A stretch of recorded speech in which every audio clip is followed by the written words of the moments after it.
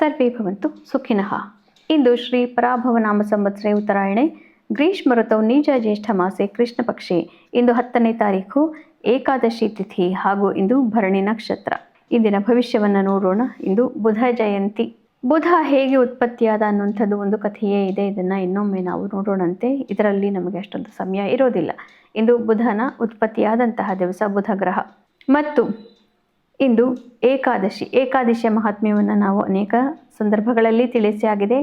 ಇಂದು ಉಪ್ಪು ಹಾಕಿದಂತಹ ಅಥವಾ ಅನ್ನದಿಂದ ಮಾಡಿದಂತಹ ಯಾವುದೇ ತಿನಿಸುಗಳನ್ನು ತಿನ್ನದೇ ಇರುವುದು ಒಳ್ಳೆಯದು. ಅದು ಫಲಾಹಾರ ಮಾಡಿದಂತೆ, ಉಪವಾಸ ಮಾಡಿದಂತೆ ಅಂತಲೇ ಗಣನೆಗೆ ಬರುತ್ತೆ. ಹಣ್ಣು ಹಾಲು ತಿನ್ಕೊಂಡಿದ್ದು ಬಿಟ್ರಂತೂ ಇನ್ನೂ ಬಹಳನೇ ಒಳ್ಳೆಯದು. ಇಂದು ಭರಣಿ ನಕ್ಷತ್ರ. ಇಂದಿನ ಭವಿಷ್ಯವನ್ನು ನೋಡೋಣ. ಭರಣಿ ನಕ್ಷತ್ರದ ಅಧಿಪತಿ ಶುಕ್ರ ಆಗಿರೋದ್ರಿಂದ ಎಲ್ಲರಿಗೂ ಕೂಡ ಇಂದು ಸ್ವಲ್ಪ ಮಿತ್ರತ್ವದ ಬಗ್ಗೆ ಹೆಚ್ಚಿನ ಆಸೆ ಆಸಕ್ತಿ ಗಮನ ಸಾಧ್ಯ. ಮೇಷರಾಶಿಯವರಿಗೆ ಉತ್ತಮವಾದಂತಹ ದಿವಸ. ಶತ್ರುಗಳು ಹಿಮ್ಮೆಟ್ಟುತ್ತಾರೆ. ನಿಮ್ಮ ಒಂದು ಅತಿಶಯವಾದಂತಹ ಮಿತ್ರತ್ವದಿಂದ ಎಲ್ಲರನ್ನು ನಿಮ್ಮ ಕಡೆಗೆ ಸೆಳೆದುಕೊಳ್ಳುವಂತಹ ದಿವಸ ಇದಾಗಿರುತ್ತೆ. ವೃಷಭ ರಾಶಿಯವರಿಗೆ ಇದು ಸ್ವಲ್ಪ ಕಷ್ಟಕರವಾದಂತಹ ದಿವಸ. ಮಿತ್ರರಿಂದ ಸ್ವಲ್ಪ ತೊಂದರೆ ಹಾಗೂ ಮನಸ್ಸಿಗೆ ಕ್ಲೇಶ.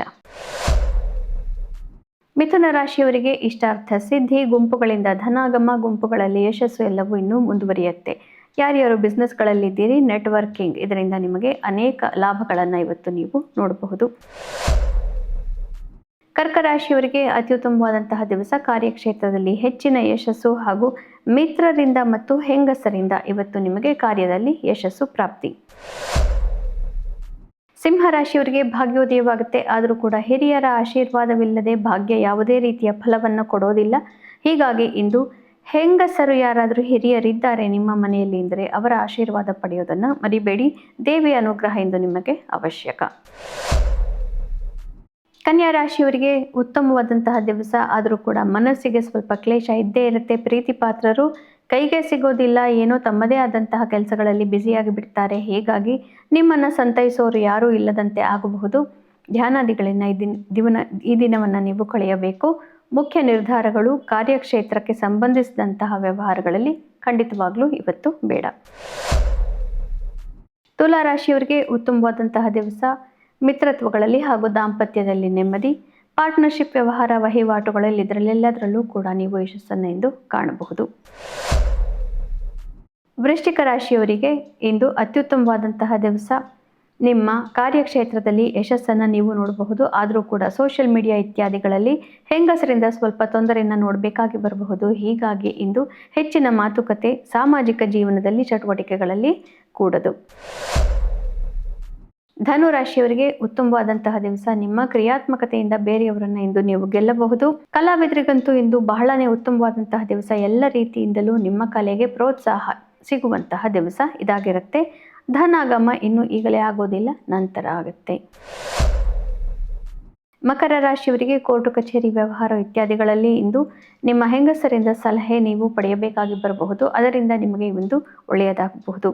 ಯಾರು ನರ್ಸರಿ, ಇನ್ಫ್ರಾಸ್ಟ್ರಕ್ಚರ್ ಇತ್ಯಾದಿ ಬಿಸ್ನೆಸ್ಗಳಲ್ಲಿದ್ದೀರಿ, ಭೂಮಿಗೆ ಸಂಬಂಧಿಸಿದಂತಹ ಉದ್ಯಮಗಳನ್ನು ಮಾಡಿಕೊಂಡಿದ್ದೀರಿ, ನಿಮಗೆಲ್ಲರಿಗೂ ಇಂದು ಶುಭ ಸಮಾಚಾರ ಪ್ರಾಪ್ತಿ.